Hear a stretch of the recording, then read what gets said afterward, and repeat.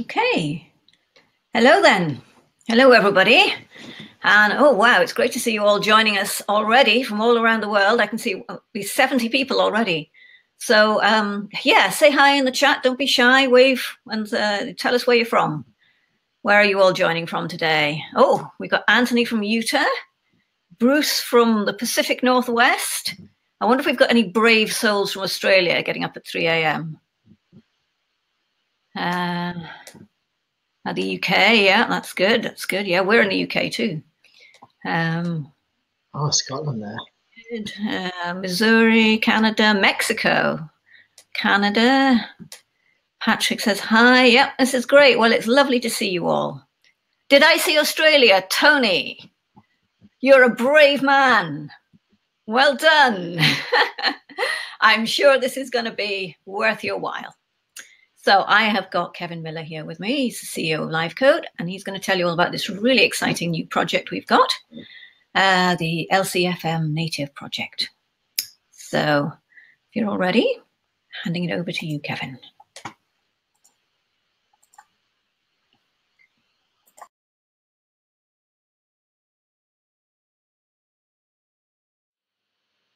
Hello, and thanks for joining us. I'm Kevin Miller, LiveCode CEO, and I'm here today to tell you about how you can deliver dramatically better FileMaker apps that reach an even wider audience. I'm going to be demoing the prototype that we've been building, and then I'm going to take your questions at the end. Let me start off by asking you a question. How many of you are using FileMaker today to deliver mobile solutions? You should see that question appear on the right-hand side of your screen. So if you go over there, you should be able to give that an answer, yes or no. I'll pause for a moment just to see those answers come in. Okay, looks like we're getting some results. Looks like a fair few of you are using mobile. Here is an interesting statistic. 86%. Does anybody want to guess what 86% might refer to? And no, it's not the percentage of the population who uses Facebook as their main source of news, though that might be true one day soon. No, 86% is the market share estimate for Android as made by Gartner in August this year. Now, that figure doesn't say anything, of course, about how much these users like their phones. It doesn't say anything about who's making money selling handsets. I know that I, for one, am perfectly happy with my iPhone, and I'm also perfectly happy to leave these sorts of philosophical questions to others. What it does say to us as app developers is that in a world that is now mobile first, Android is very, very important. We've heard stories about how companies have bring your own device policies, or they've bought Android devices for their employees, and how FileMaker solutions don't play very well on those devices. We know, of course, that FileMaker has a very loyal Mac following. I heard that an estimate that maybe around 3/4 of FileMaker development is done on Macs. And when it comes to deployment, if we're thinking about the desktop platforms, then whilst 3/4 may be developed on Macs, for delivery it's around about 3/4 on Windows. And that makes perfect sense. End users are businesses. End users of FileMaker apps tend to be in all kinds of different companies. And of course, Windows is the larger of the installed operating systems. So we're in exactly the same position with mobile now and with Android. And whatever we may think or feel about it, the reality is that the trend is heading away from iOS. Less than a year ago, it was 82% the Android market share, and now it's 86%. So whatever your thoughts on this subject, from a business perspective, this is something that really does need to be addressed. So what is FileMaker, the company itself, going to do about it? Well, first of all, they have WebDirect. Now, you can't do a number of things that you can do in the main FileMaker product or in FileMaker Go in WebDirect. For example, you can't capture signatures on a device. So, missing features. There are other issues with WebDirect. And the biggest one of those is that it has to be online. You can't run the app offline, so you're reliant on having a good, reliable, and consistent signal. Just Tuesday this week, I had a conversation with a major FileMaker solutions provider, and he said that not all of the features of WebDirect work properly in the latest browser, and on the Samsung Galaxy, which is the #1 top-selling Android device in the USA right now. And of course, he can't guarantee that there is a reliable connection all of the time. So WebDirect is a solution for Android, but it's not a great solution. And so the next question is, are FileMaker themselves going to do an FM Go for Android? And I've spoken to a number of FileMaker employees, and they've categorically stated that not only are they not going to do this, they're never going to do it. That's actually what they have actually told me. They say not now and not ever. They're an Apple-owned company, obviously, and the internal politics means that this is just not something that they're looking at all. So if you're waiting for FileMaker to solve this problem and give you access to this market, then you're going to be waiting a long time. And this is something that you probably need to be addressing. Even if your clients aren't asking you about it now, then they are going to be pretty soon. With LCFM native, these problems are solved, and quite a few more besides. LCFM native is about expanding your market reach whilst allowing you to produce even more fabulous apps. It works by taking your existing FileMaker apps and deploying them as native apps, and you can deploy those in a platform agnostic way, so you can deploy them to Android, to Linux, as well as to iOS, Windows, or Mac. Now, all of your expertise in FileMaker, all of the work that you put in building those solutions is in FileMaker, and this lets you leverage all of that work by using all of that as the basis for your native app. And also, all of your data stays in FileMaker Server or FileMaker Cloud. So you're going to be able to use these apps alongside your existing FileMaker apps. So you could, for example, deploy a native app on Android and continue to use FileMaker Go on iOS. Native, though, means a far richer and superior customer experience. If you need to access the specific device features, then you're going to be able to do that. So let's say you need to use the fingerprint sensor for authentication. Well, you'll be able to do that. You need to take a photo. Well, that's something that you can do. You need to edit that photo. You can do that. You need to use signatures. You can do that. You need the app to work offline and then sync when you're connected. That's also built in. All of these features add up to rich, high-quality apps at the kind of level and the standard that your customers expect today. The happier your customers are, the more work they're going to want to do with you. Let me demo how this is going to work. So we've been working on a prototype of the converter. I'm going to start off by showing you my FileMaker database. I'm in FileMaker Pro. I'm going into Open Remote, where I'm going to choose this FileMaker solution, which is sitting on a FileMaker server. Open that up and just log in the way that you would expect. We have here a very simple notes application, which has got a title, a body, and a space for a signature. There's also a list of all of the different notes, so it's really easy just to go in and navigate. Very, very straightforward application. We've used the LCFM plugin to do the signature component on the desktop. Obviously, if this app was running on iOS, we could use FileMaker signature component. However, I can go in here and I can just change that signature and it will update. So we have a prototype of the importer, and I'm just going to leave that open so that we can see that running. And I'm going to go over into LiveCode and open up the LiveCode application. Now, an application of this level of complexity, the import process will be pretty much point and click, so you're not really going to need to know anything about LiveCode. If you're using the built-in FileMaker signature component, that will just translate automatically. And that's going to be the case for anything up to medium complexity. At higher levels of complexity, there may be a bit of knowledge needed, and you may need to put some configuration details into your FileMaker database to give hints to the converter to tell it how to do some of the more complex configurations, but I'll come back to that in a moment. Certainly for a layout like this and for anything up to a kind of medium level, the converter is going to be fully automatic. So my application's running here. It looks pretty similar. I can change this and it will update across in FileMaker pretty much in real time. So the two of these are linked.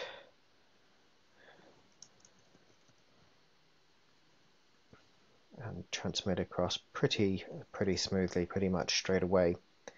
So LiveCode has the ability to build these applications. It's got something called the standalone application builder, and that creates a native executable for each of the different platforms that we support. So obviously we've got Mac and Windows, and you might want to use this if you need access to more operating system features on those platforms, even though FileMaker does support them, iOS as well. But we also have Linux and Android, and indeed HTML5. So Android, for example, we've got set up here, and all we're doing is building. You put in a couple of details, you put in the name and identifier for your app. This is something that we'll simplify as part of this process. There'll be less things to configure, and then you choose Save as a standalone application to get that standalone application saved out onto a device. Now, I've just saved this Notes application onto my Google Drive, so it's worth pointing out that Android, unlike iOS, you can simply copy applications onto it in the same way that you could copy on an application onto your desktop computer. You don't have to go through the App Store. Obviously, there is Google Play, but you can just copy applications onto it.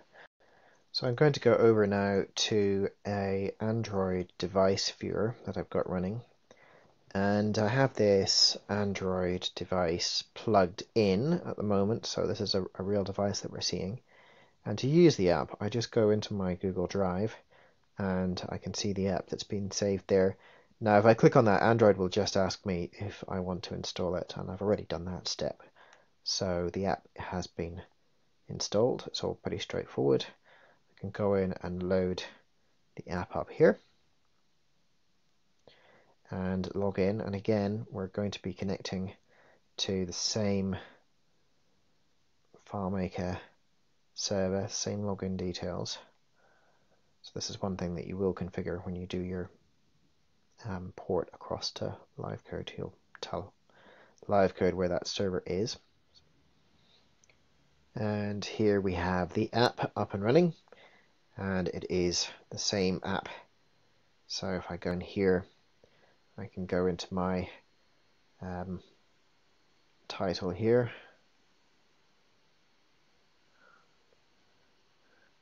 notes from a new operating system, and that will of course update straight away on my FileMaker server, and I can go in and edit the signature that I have here. Just draw a little squiggle in that box there, and if I go onto my desktop here, then that will have updated there. So here we have an Android native app complete with signature capture. I want to talk a little bit about why having offline access to your app is so critical. At LiveCode, we're running an online conference called LiveCode Global. That's where we and our customers talk regularly about what we're working on and share best practice with each other. We have a really friendly community, and as it happens, just last month, one of our customers, Mark Toluto from Canella Software, did a really great 2-minute clip on explaining why having offline access in an app really matters. Mark's business is in the healthcare industry, and it's a really important issue for them. And what he's done is put together a very clear explanation, so I thought I would share that clip with you just now. Let's talk tech. We are going to follow the experiences the passengers in this car have during their drive to the countryside. Let's see how things go. Right now, we are at the house getting ready to leave. Both passengers are connected to the Wi-Fi in the house. Life is good. The apps are living up to everyone's expectations. The problem is that the speed and reliability of a home network can only go so far. And as the car drives away, the mobile devices in the car switch over to a mobile connection. Luckily for them, their nearest tower is just blocks away. The connection remains strong, and both passengers are happy. The car is now going through the city, and those tall buildings are causing some interference. One of the passengers has a sad face. The app they are using is hanging. It seems to be dealing with the rough connection poorly. The other passenger, on the other hand, has not even noticed that the data is getting shaky. Let's ponder that in a moment. For now, let's just enjoy the cityscape. Our travelers are driving through the mountains. Unfortunately, both passengers have lost their connection. Both of the passengers realize the connection is broken, and the sad passenger is now getting frustrated. As they check out each other's app and see that they are not having the same experience, frustration turns to anger. Now might be a good time to look out the window and cool off. Yay, we have finally reached the countryside. The mobile connection is now stable. Our happy passenger has had the most enjoyable trip. Productivity for her was high. She is thinking of posting on all of her favorite social media hangouts about her experience. Surely this will only benefit the company that made that app. On the other hand, our frustrated passenger has nothing good to say about his app. He is also thinking of posting his thoughts about his experience. I am sure glad that I am not the developer of that app. Hey, look on the bright side, Mr. Grumpy.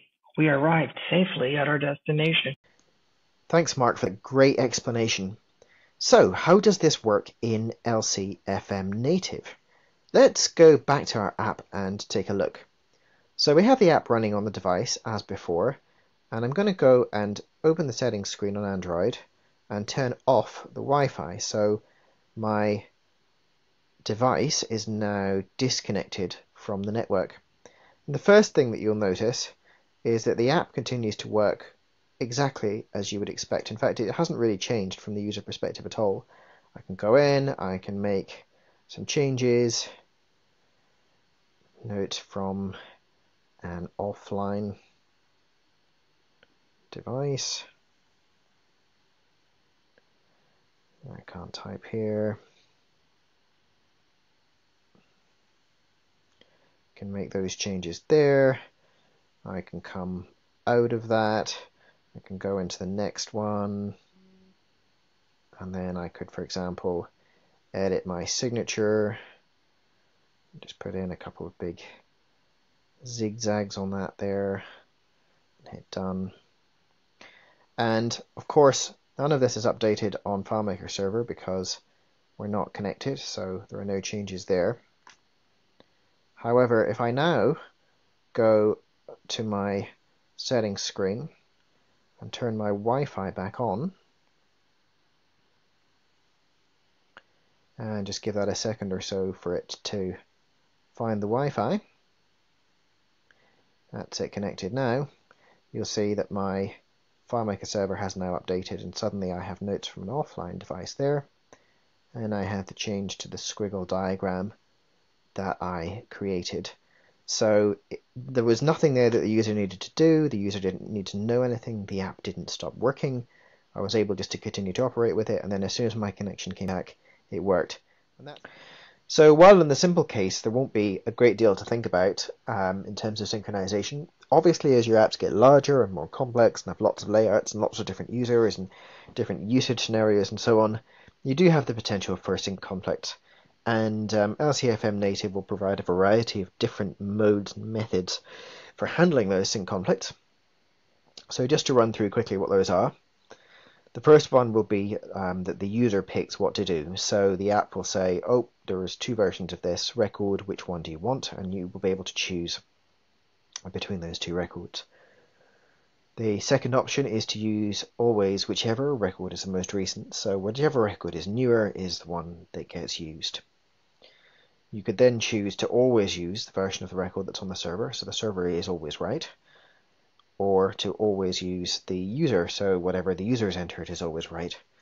And finally, if you don't want to do any of that, then you can have a choice which allows an admin to go in and to resolve any sync conflicts. So between those various different modes, it should be possible to make any app work really smoothly and provide a really great end user experience with synchronization. We will be converting the FileMaker scripts. There's a few things to know about that. The first thing is to know that the FileMaker server scripts that you have will stay on the server. Remember, we're connecting this back to FileMaker as a data store. So all of the scripts and logic and indeed relationships and everything else that you set up on FileMaker server will continue to run on FileMaker server, and the client will call those scripts as and when it needs to. So all of that logic is going to be absolutely identical. The client-side scripts will get translated from FileMaker to LiveCode script. And the vast majority of the functionality that we're translating will translate automatically. We've been looking at this, and FileMaker uses a very small subset of the language that LiveCode has, and it should be possible to do a very faithful translation across a huge range of different scripts and up to quite a reasonable level of complexity.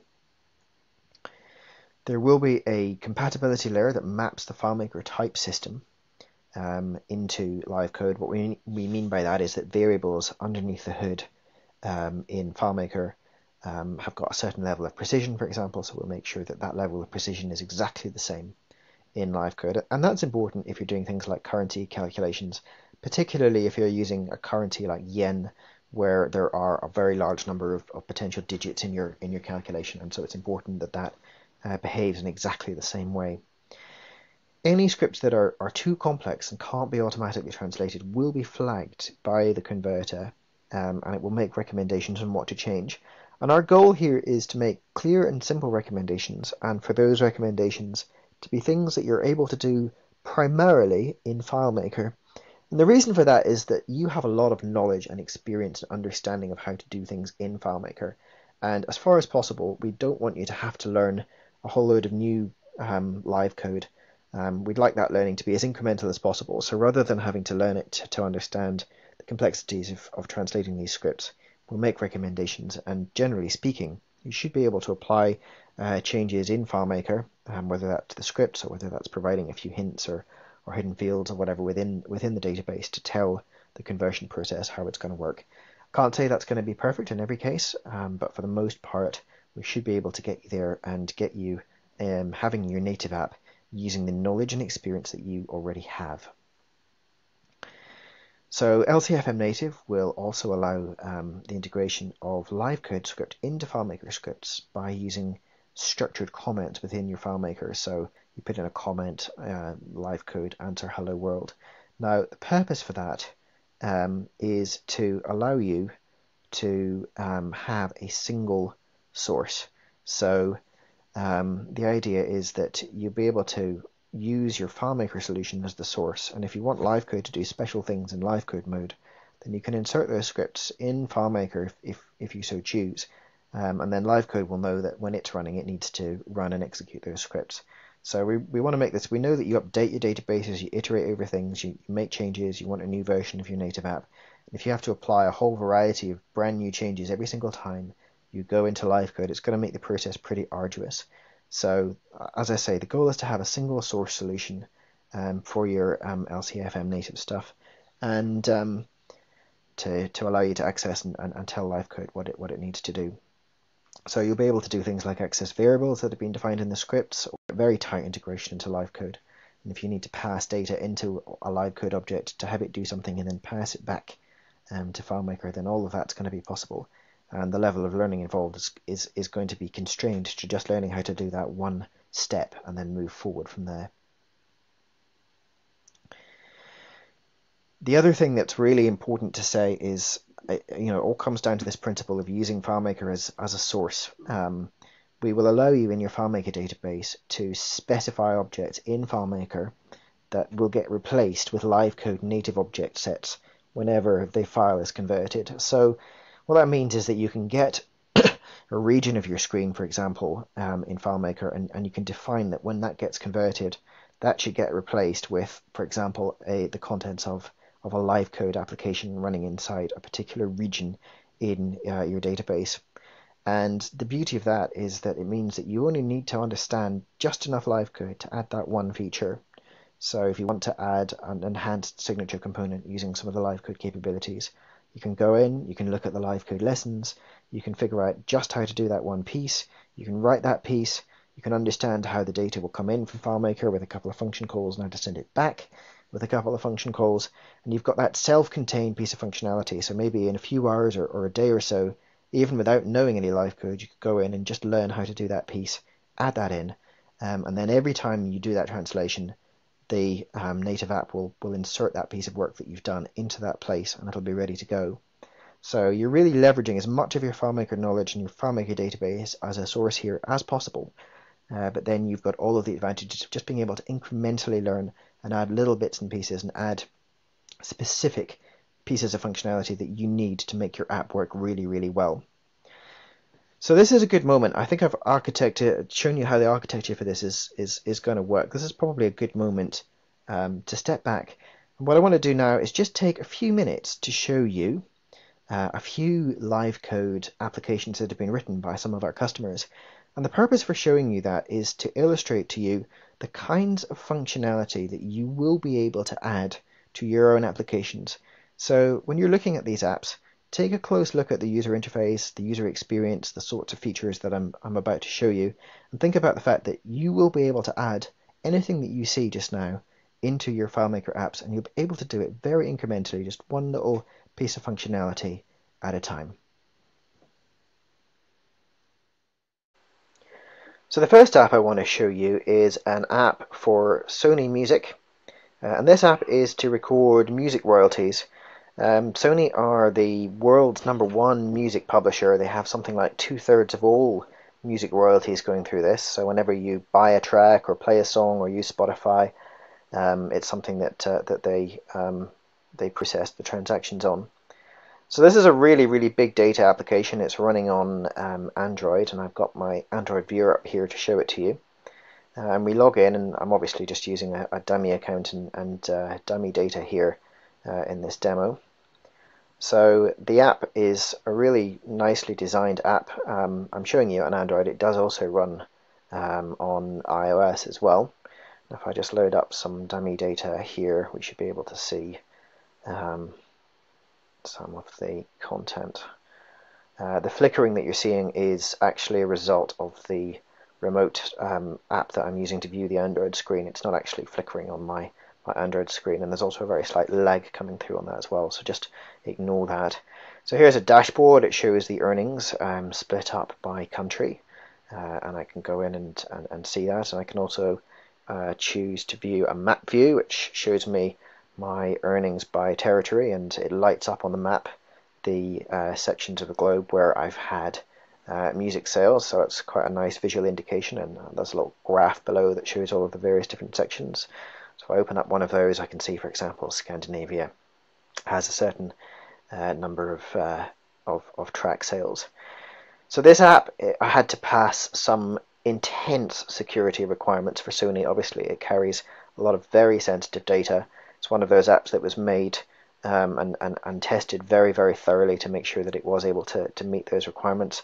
It obviously works with huge data backend, and it's a mission critical app for Sony. And what you may not know just looking at it is that the company that made it, Digital Pomegranate, that made it for Sony, are a startup, and they started in they're based in Armenia and in New York. And what they did was they came out of a World Bank project to train women who'd never written any code before, and so they learned LiveCode and worked their way up and built various apps, and ultimately ended up landing Sony as a client. So the next app I want to talk about is Midnight Rises from Industrial Toys. There are many good-looking apps built in LiveCode, but I picked this one because it's been made by the same folks that did Halo. I'm not sure if it's in the App Store at the moment. I think they're working on an update for it, but this is running on iOS, and it just gives you an idea of a really beautiful interactive graphic novel that the guys there did with animation, interactivity. The whole game is cloud-based, so whatever path you take through this story has an impact on the story for their 3D game, which is a separate download that they have. and it's just one of these apps that's absolutely beautifully produced with really great graphics. And so if you're thinking from a business perspective, you might want to replace those graphics with charts or with an interactive survey or something, but these are all the sorts of features that you would potentially be able to add to your FileMaker applications using LCFM native, if that's something that you need to do for your customers.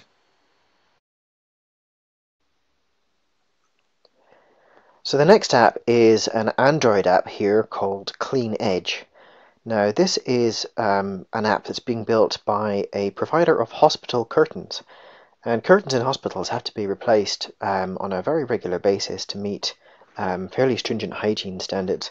And in fact, they get rotated at a different schedule depending on whether it's a high dependency unit or a regular ward. And so what this app does is it tracks whether or not a curtain has been replaced. These are plastic curtains that detach, and they have RFID tags in them. And so you take your Android device and you go and scan the curtains, and it tells you whether or not you have replaced the curtains. And this would actually have been a really good app for FileMaker from the data storage point of view, but of course you're not able to go to Android and you're not able to access RFID tags with FileMaker. So it's a great little example of something that can be built, or some extra functionality that you can add by using LCFM native. And the final app I want to show you is a piece of software called VP Link. And this is a simulator that's used for training and safety testing in chemical plants and for other industrial processes. And it's been used in quite a few high-profile places.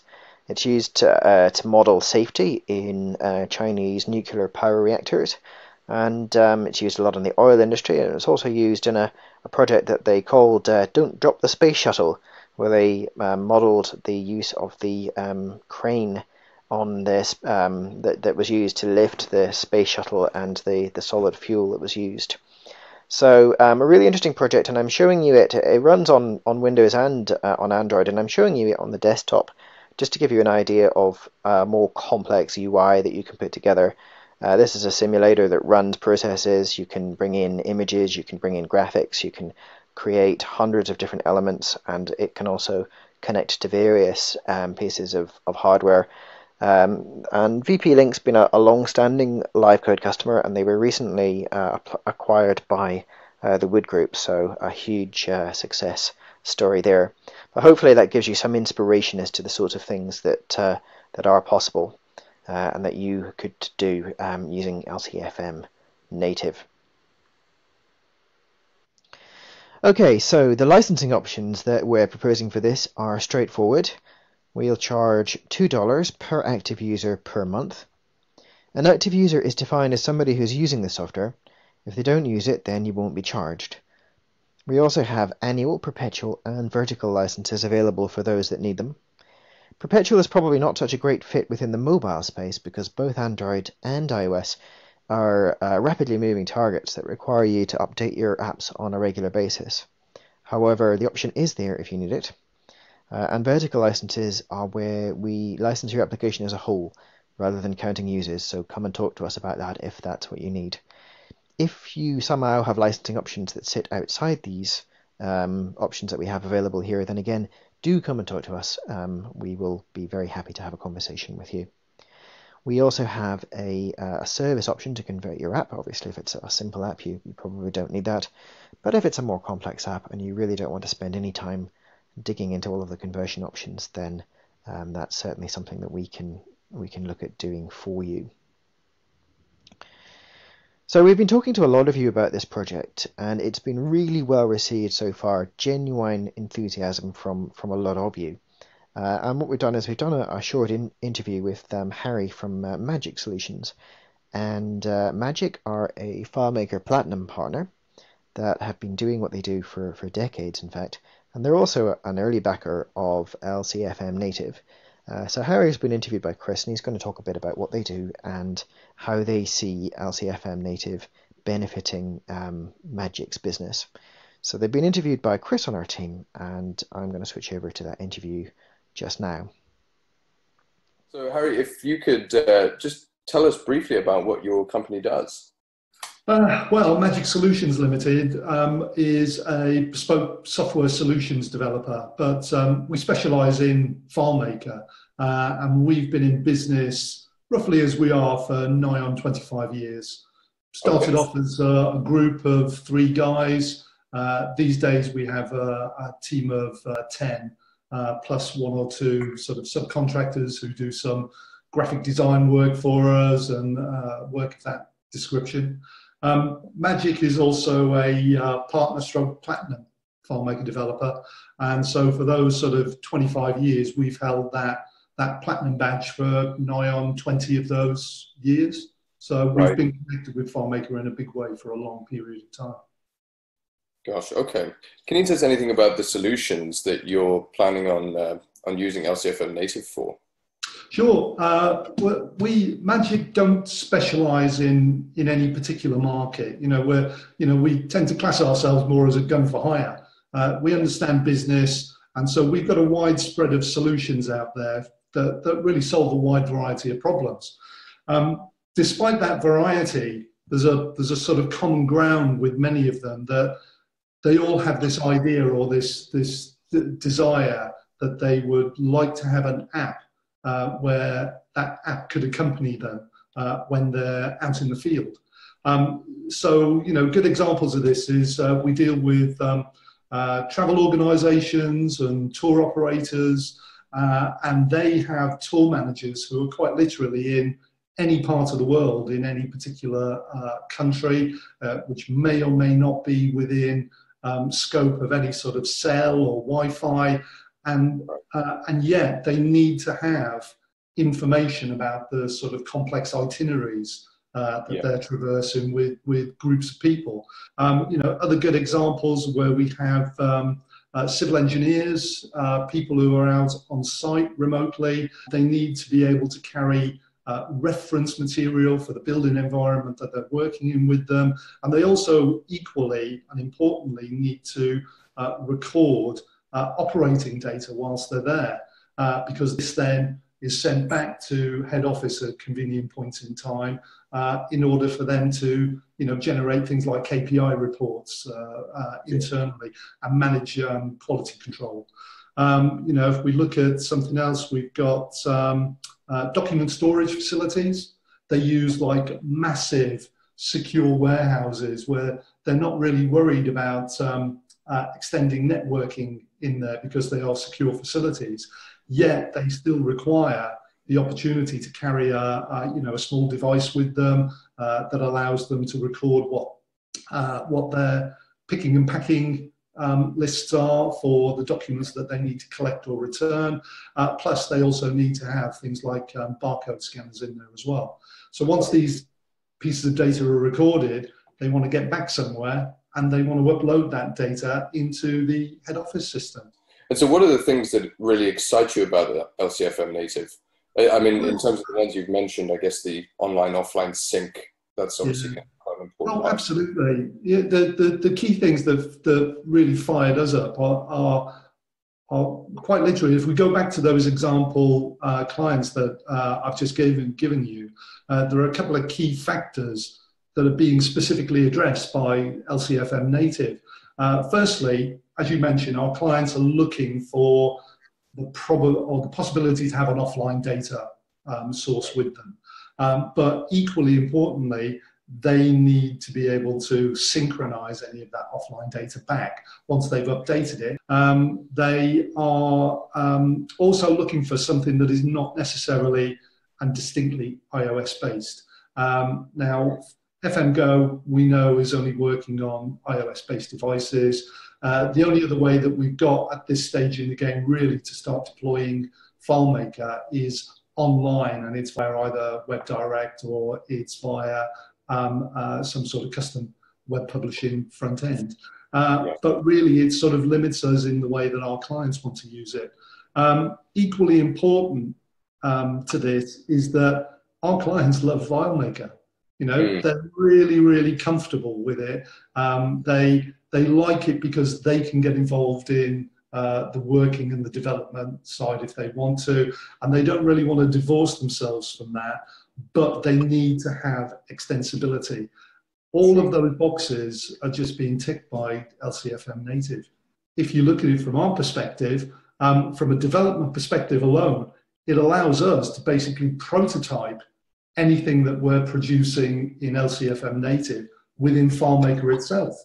Prove it out, do all the testing, get to a point where we have a product that's working, and then run it through that sausage machine. Ultimately, we've then got something that we can put out anywhere. Absolutely. Is there anything else you'd like to add about LCFM? The opportunity that this probably gives us in being able to produce an app means that we can actually go to the rest of our clients and discuss in a bit more detail what they're doing, what the possibilities are for their use for this, and offer them a solution to it. What will be a great selling tool is that we have the opportunity to deliver a FileMaker solution to people, but be able to deploy it in a platform agnostic scenario. And that's really cool for us. It's almost like the missing link for Magic. This tool will allow us to just extend everything that we're already doing in FileMaker out to all of those areas that we currently can't reach. And for me, that means Christmas has come early. That's excellent. Thanks so much for that, Harry. That was really great. It's a pleasure, Chris. Well, thanks very much to Harry for doing that interview. Let me talk a bit about the campaign that we're running at the moment. So, as you've probably seen from the demo and all of the various moving parts that's involved in putting this project together, the engineering effort involved in this project is about the same scale as, and probably in fact a bit bigger than the whole of the LCFM plugin project that we've done to date, all over again. And if we were doing this project on a service basis, then of course we would ask for a deposit before the work commenced. But the deposit for this is too large for any one company to come up with. So this campaign is a way to spread that cost over the FileMaker community so that it's not too expensive for any one company. And it also lets us prove that the market is indeed large enough to make this project viable. It's a pretty common thing to crowdfund software projects these days. And so as much as getting a deposit on some of the costs, we're also looking for enough confidence to make sure that this market really is large enough to proceed. This is a major project, and before we delve into it and commit huge resource to this, we need to be really confident that that the market demand is there and that we're able to reach the market. The responses that we've had to this campaign so far have broadly split into two categories, and I think it's worth just talking about this for a second. The first has been that we have an immediate need and are ready to back the campaign, and that's absolutely awesome. That's fabulous. So please go and do that. The second campaign that we've heard a fair bit of is that there's a really good chance that we're going to have a need in the next few months, depending on what work we land or what customers we speak to. And so I appreciate that if you're in that camp, then crowdfunding this right now is perhaps a little bit more of a challenge. However, if you think about it from the perspective of this project and from our perspective, if we get $1,000 now and $5,000 in 6 months when a project appears and so forth, this isn't a project we're going to be able to do because it's not like a simple feature addition that just takes a few days to do where we start, there's our client requirement, we come in and a week later we've got it done. It's a massive engineering task, and so we either have to get enough people together to justify doing it, or it's not something that we're going to be able to do. So this is something that we would ask you to view as an R&D expense. It's not tremendously expensive to back the campaign. It starts at just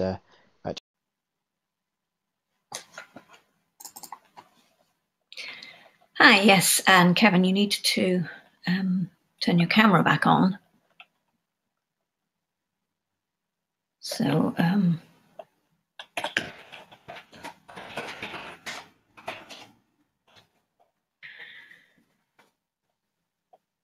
just wait for him to turn his camera and mic on there. I see we've got lots of good questions here, so I think we should get some good answers. Here we go. Yeah.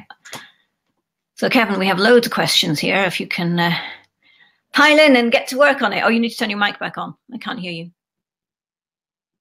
Is that working now? That's good. That's good. Okay. Okay, brilliant. Yes, back on the live feed.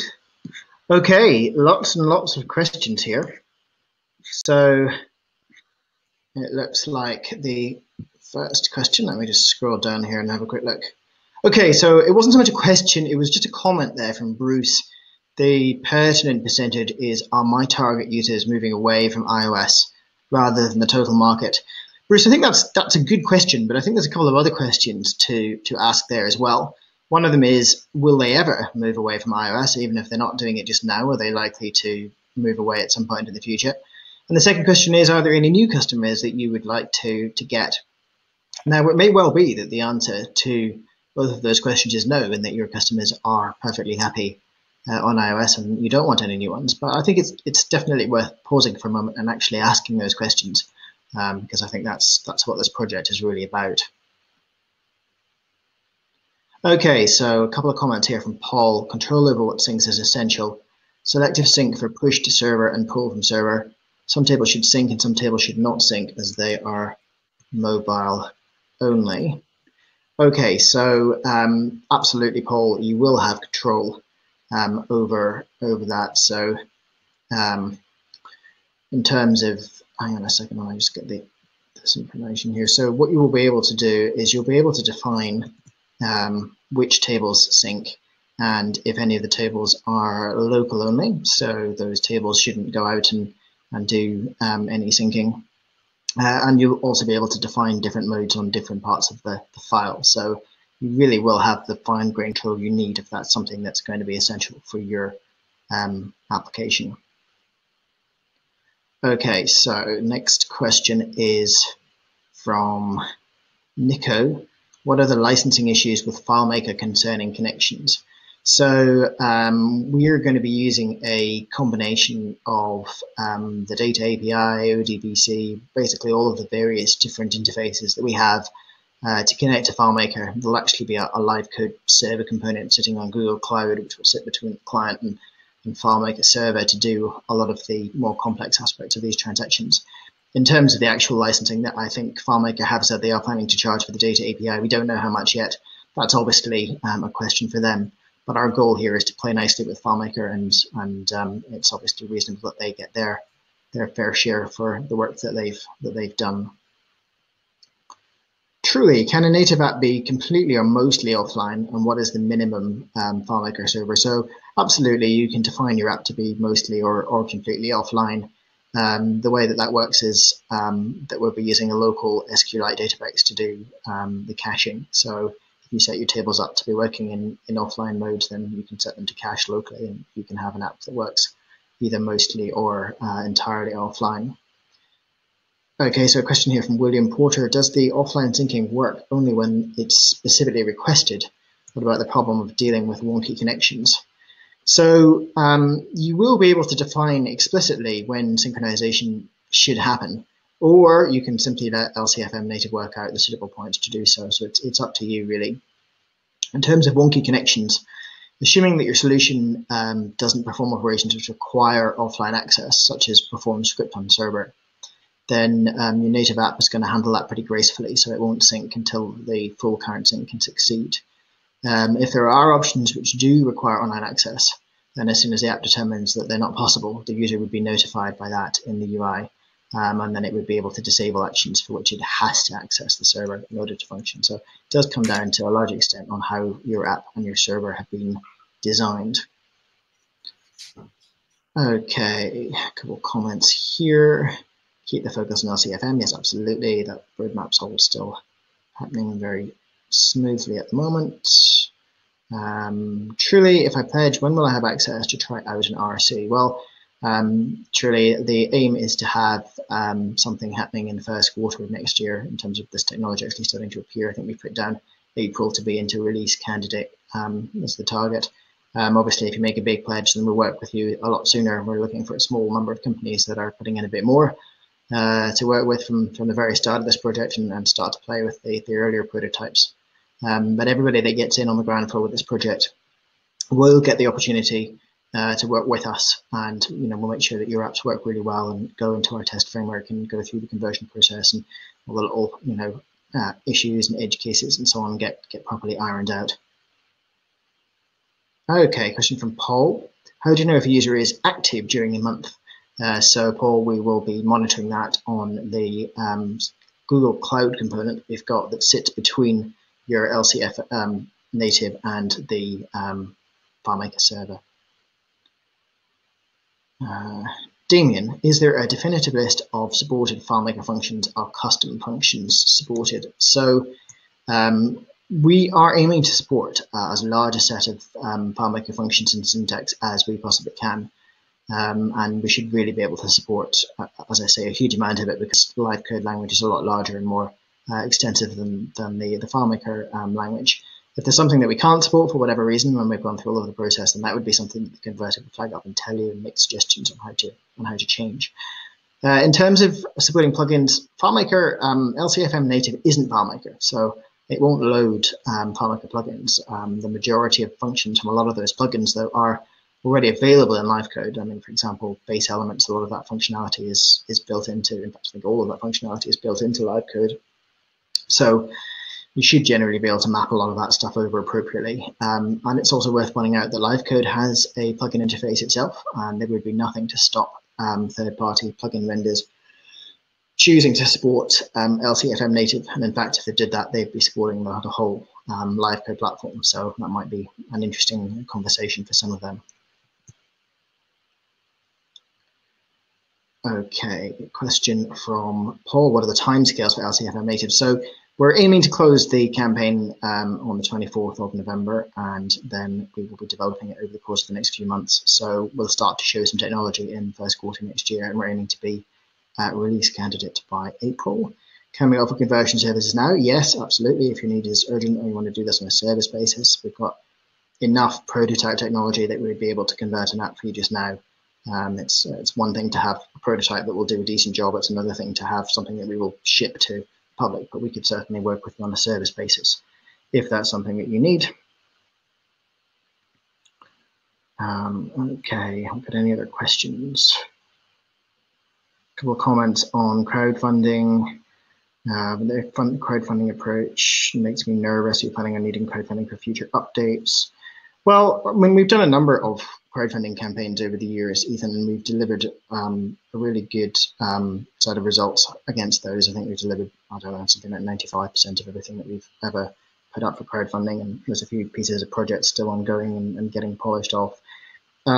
It is as much as anything about proving to us that there is a market here that's big enough. It's a big leap of faith for us to take.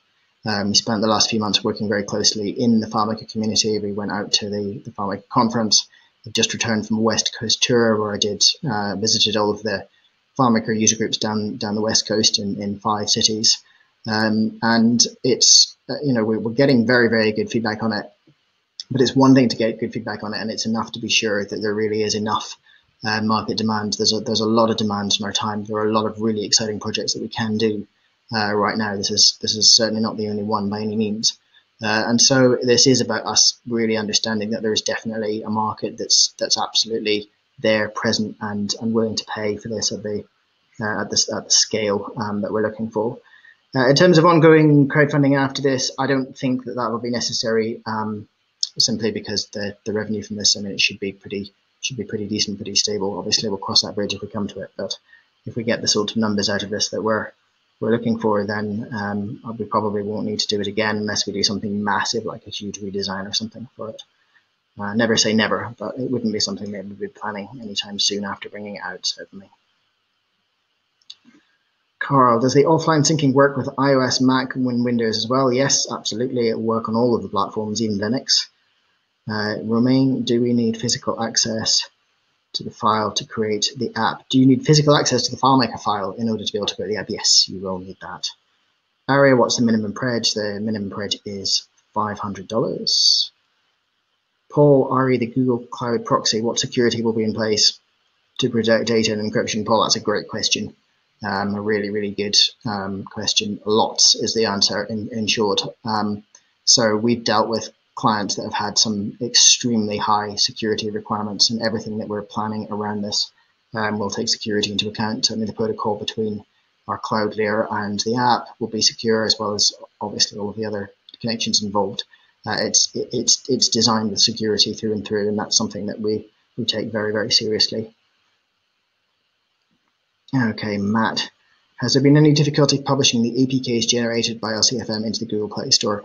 So our history here is publishing the APKs generated by LiveCode, which is essentially the same thing in terms of the actual APKs. And no, absolutely not. I mean, the main thing has been just to stay on top of all of the various new versions of Google Android that come out on quite a regular basis. The SDK is a fast-moving target, and so we have to do updates, but we do them on a very regular basis, and we've got lots of good apps in the App Store. I mean, that app I showed you earlier, the Sony app, I mean, that's in the Google Play Store, for example. Bruce, maybe worthwhile to consider yet another category for the really small developers, perhaps $200 to $250. I guess we could. Probably makes the beta program a really, really wide thing, I suppose. I'll weigh that up, Bruce. I'm not going to make a commitment on that. I'll weigh that up. We'll talk about it internally. I think we want to sort of work with a smaller number of companies at this stage, but that's interesting. I'll find out if there's more support for that. A question from Marco: does the native apps use the FileMaker logon? Yes, you log on to FileMaker server, absolutely. Bruce: any time limit to when offline devices will sync with the server, such as days, weeks, or months offline? That is a question that I don't actually know the answer to from the top of my head. I'd be very surprised if the answer was that there was any sort of limit. Let me just go over and see if our technology director has got anything to say on that one. Oh yes, he just says yes, no, LiveCode had Android support for several years. Just jumping back to the previous question. Never been a problem pushing APK to the App Store. He might have a view on the timing for the offline stuff, so we'll just give him a few seconds, see if he pops up an answer. I'll move on to Paul in the meantime. How do you manage updates when loaded directly onto the device? So what you have to do is think about how your update architecture is going to work. If you think about FileMaker Go, you can load a FileMaker file into that essentially. So the app is one thing, and then the file is another thing. So you can update the file that way. Now you can structure your LiveCode app to be the same. So essentially, your LiveCode app is something that gets downloaded, for example, and that way you have something that is completely up to date. If you need to update the actual executable, which we'll have to do from time to time, then you can put a new version of that into the App Store or into Google Play and use the built-in mechanisms that Apple and Google have provided to do that.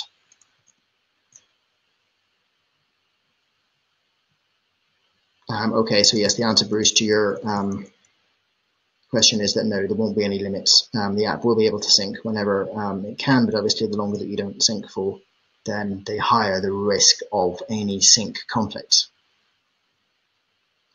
Okay, well, we're almost at the hour, and I think we've just got through to the last question. So how's that for timing? Looks like it's come together pretty well. I've got 2 more minutes left, so if anybody has any last questions, I'm going to hang around for just a moment before we wrap this thing up. Matt, will your apps be able to provide FileMaker error codes upon encountering a problem? For instance, field gets renamed after the APK gets deployed. Yes, absolutely. There'll be error tracking in it, so you will be able to do that. Marco, how do you manage accounts between FileMaker server and some native offline app? So, Marco, I probably don't have time to go into that in a huge amount of detail, but you manage the accounts. The Google Cloud layer that we've got will do that management. Okay, a few good comments there. Great demo, exciting. Good luck. That's brilliant. I'm really pleased to hear that people are positive about this. We've had a lot of positive feedback on it. If this is something you're interested in, do go and pledge. Let's get this campaign moving forward. Okay, we've got 1 more minute left. Any last questions? We're just about to wrap it up now. Question from Aria. Can we have access to the demo APK and FileMaker sample file to test? Probably a little bit down the line, Aria. I'm not sure that I'm entirely ready. Thanks for the comment, Dennis. Larry, looking forward to seeing, or maybe you're talking about Heather. Larry, looking forward to seeing this in the real world. Yeah, absolutely. Paul, if we pledge and you don't go ahead, will you get a refund? Yes, you will. Absolutely. And you can either, you could even just choose to pay later, in which case if it doesn't go ahead, you won't be charged. Or if you want to pay now, then we'll just refund it if it doesn't go ahead. And what you get when the pledge is fulfilled, question from Patrick.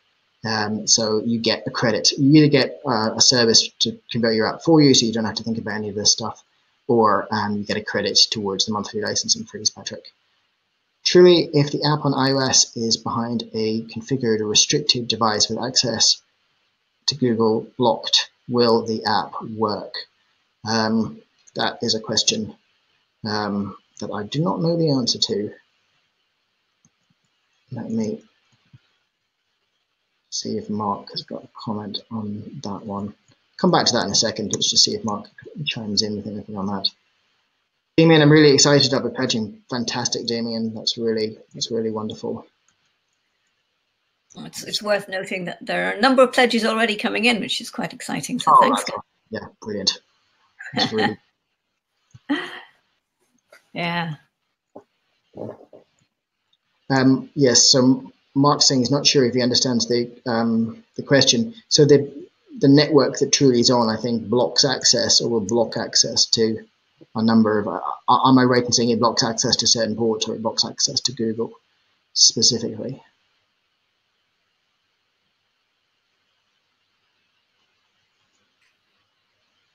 Thank you, Audrey. I see your pledge. It's fantastic.